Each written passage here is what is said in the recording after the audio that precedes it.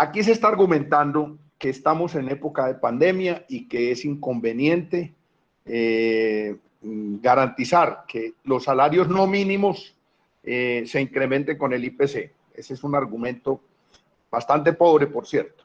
Pero se refuerza el argumento diciendo que es que los fallos de la Corte Constitucional, hay unos erga omnes y otros que son interpartes, y entonces que los que operan son los erga omnes y no los interpartes. Entonces yo quiero referirme, que veo que ese es el arsenal de argumentos, bien pobre, por cierto, repito, para oponerse a esto, que es una cosa de elemental justicia y lógica. Si una persona se gana el 4% por encima del salario mínimo hoy, ojo pues, 890.000 y se gana el 4% más, y el año entrante se sube el salario mínimo el 4%, esa persona el año entrante se va a quedar ganando el salario mínimo, sí, porque como no le subieron el salario que tenía este año, con el salario mínimo, con el IPC, entonces el que se ganaba el salario mínimo lo va a alcanzar y él va a rebajar sus ingresos, pero es que eso es una cosa de elemental lógica. O sea, al que no le suban el ingreso siquiera con el IPC, es que estamos hablando del IPC, ni siquiera del incremento del salario mínimo, el IPC, que mínimo le suban a todo el mundo con el IPC. Es elemental. Es más, no es cierto, es una cosa que está demostrada universalmente, que el incremento de los salarios perjudique la generación de empleo y perjudique y genera inflación. No, aquí lo que genera inflación y lo que acaba el empleo son otras cosas, son otros factores. Las importaciones masivas de alimentos, la quiebra de la industria.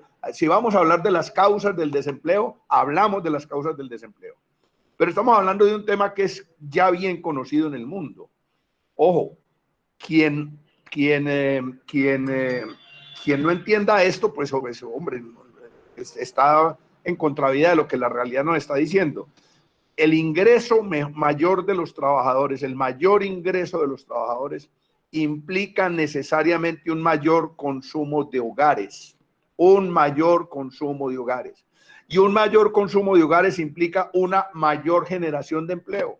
Porque si yo vendo zapatos y la gente puede comprar el 20% más de zapatos al año siguiente que este año, pues yo tengo que incrementar el empleo porque con los mismos trabajadores no puedo hacer los mismos zapatos. Ahora tenemos una distorsión. En Colombia tenemos una distorsión y es el libre mercado.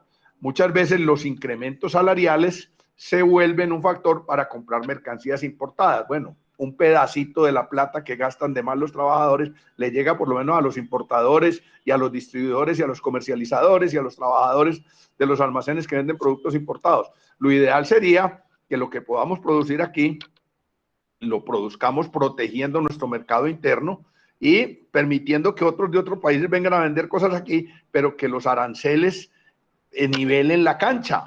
El caso de las confecciones es un caso bien conocido por ustedes. O sea, estamos compitiendo con países que hacen dumping, que es trampa, que es vender por debajo del costo de producción. Entonces, el caso de las confecciones lo va a relatar muy rápidamente. Un confeccionista tiene entre sus costos, la mitad de los costos de producción de un confeccionista es mano de obra, la mitad.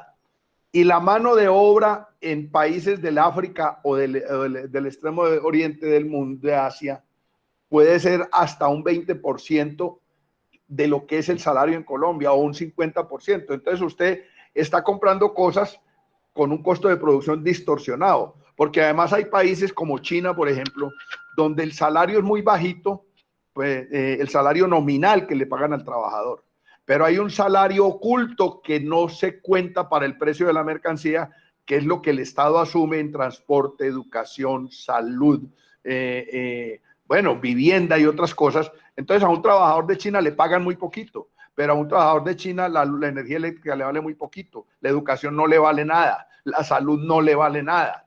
A un trabajador de China le pagan muy poquito, pero no le descuentan para salud, no le descuentan para pensión. Entonces ahí hay unas cosas que se convierten en dumping.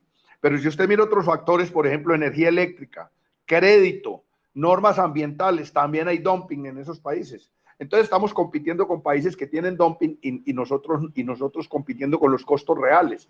Entonces, ese es un tema que si quieren lo discutimos en otra ocasión, pero hoy lo que se está proponiendo es que a los trabajadores que no ganan el mínimo les crezcan el salario con el IPC, eso es todo. Es más, les voy a dar un argumento que puede que les guste a ustedes, que les gusta a muchos de ustedes, que les gustan esa actitud de que el trabajador no debe ganar mucho. Las convenciones colectivas, hoy la mayoría de las convenciones colectivas, los empleadores están tratando de que en el pacto del salario para el año siguiente, en la convención quede establecido que es el salario actual más el IPC. O sea, incluso los empleadores no tienen problema en subir el IPC, porque es una cosa normal. Entonces se trata de que eso se vuelva una norma. Ahora, yo quiero hacer una argumentación final. Si nosotros solo podremos legislar lo que las cortes hayan sentenciado o fallado, pues quedamos en el peor de los mundos. Cerremos este chuzo, compañeros. Porque no podemos legislar en unas cosas que el Ejecutivo se opone y veta. Y en otras porque no hay un fallo que lo soporte de una demanda. No, aquí nosotros tenemos que crear leyes. Y las leyes se someterán a los controles que haya que controlarlos, que haya que hacer. Si la Corte después considera que esto es inconstitucional, pues bueno, ya veremos. Pero yo creo que no, yo creo que tiene suficiente fundamento jurídico y sobre todo un fundamento de elemental justicia, que a una persona que hoy se gana el 4% más del salario mínimo, el año entrante no le suban nada porque el patrono no le quiso subir nada, entonces se quedó ganando el año entrante el salario mínimo. Esa es la realidad. Puede que sea una medio caricatura, pero es realidad, es la vida real, así es la vida común y corriente. Así que esto es un proyecto de muy pequeño alcance de equidad. Es un pequeño paso de equidad.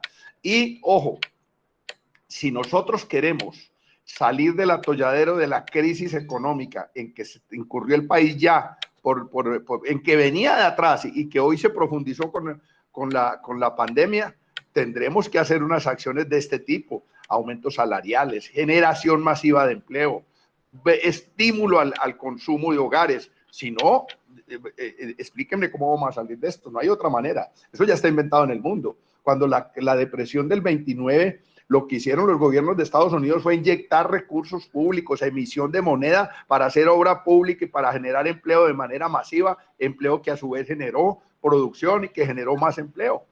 Para quienes reclaman que si hay estudios que digan cuánto es el mínimo con lo que vive una familia en Colombia, les digo que esos estudios ya existen y no son propiamente pues de la oposición. Uno es del DANE, que fija una cosa, una canasta básica familiar, y otro es del Observatorio Laboral de la Universidad del Rosario, que son los que yo conozco. Y ambos coinciden en que el ingreso mínimo para satisfacer las necesidades básicas de una familia promedio colombiana, que es de 6 personas, es de 2 salarios mínimos legales vigentes. O sea, el salario mínimo es insuficiente para que el padre, cabeza de familia, sostenga a la mamá y al hijo y medio que le toca sostener en el promedio nacional. Lo segundo es que el empleo no se pierde porque aumenten los salarios. Eso nunca, en el mundo no sucede eso. En el mundo los empleos se pierden porque no hay quien compre. Esa es la principal causa por la que se pierden los puestos de trabajo. Y lo que estamos discutiendo aquí no es si vamos a subir salarios, sino si vamos a mantener los salarios. O sea, no estamos hablando de un alza general de sueldos y salarios, ni un alza general del salario mínimo. De eso no estamos hablando. No confundamos una cosa con otra. Porque es que si no se aumentan todos los salarios con base en el índice de precios al consumidor, en el IPC, lo que sucede es que los estamos bajando, los estamos rebajando. Esa es la realidad. Entonces la discusión aquí es, vamos a mantener la situación de hoy donde pueden rebajar el salario del trabajador y lo someten a que tenga que ir a demandar a un juzgado, alegar que no le subieron con el IPC y entonces que le rebajaron el salario y a congestar los juzgados, o a que echen al trabajador porque finalmente hay patronos que son así. Alguien reclama un derecho y lo echan, ¿cierto? Y así le tienen que pagar y no le pagan la indemnización y después que demande y congestione más los juzgados. O vamos a establecer una cosa elemental, es que los salarios no se pueden rebajar. Punto. Eso es toda la discusión. Entonces, que nadie se queje después, si no se aprueba el proyecto, de que en algún medio o en alguna parte o alguno de nosotros opine que lo que hoy se decidió es que la Comisión Séptima en su mayoría está de acuerdo con que los salarios se rebajen, porque eso es finalmente la discusión. Entonces, señor presidente, proceda y decidamos, que finalmente es la decisión de la mayoría la que adopta o deja de adoptar proyectos de ley. Yo creo que este proyecto de ley es tan suave, tan sencillo como reconocer una cosa que la vida reconoce. No estamos hablando, repito, no estamos hablando de alza general de sueldos y salarios. Estamos hablando solamente de medio mantener el poder adquisitivo de un salario que ya de por sí es insuficiente.